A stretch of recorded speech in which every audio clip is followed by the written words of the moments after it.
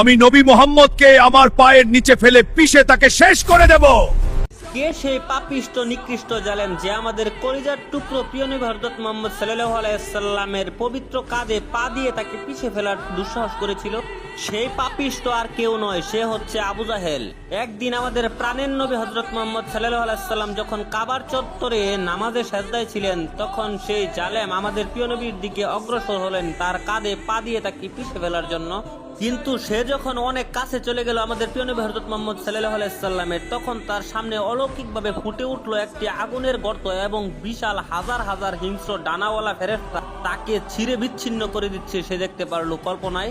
তখন আবু জাহেল তার মৃত্যুকে এত সন্নিকটে দেখে ভয়ে তার ভিতরে শিউরে উঠলো এবং সে মৃত্যুর ভয়ে পাগলের মতো দৌড়ে পালিয়ে গেল। স্বয়ং আল্লাহ আমাদের প্রাণের নবী হযরত মুহাম্মদ সাল্লাল্লাহু আলাইহি সাল্লামকে সেদিন রক্ষা করেছিলেন। আপনি যদি আমাদের প্রাণের নবী হযরত মুহাম্মদ সাল্লাল্লাহু আলাইহি সাল্লামকে ভালোবেসে থাকেন তাহলে কমেন্টে লিখুন সুবহানাল্লাহ।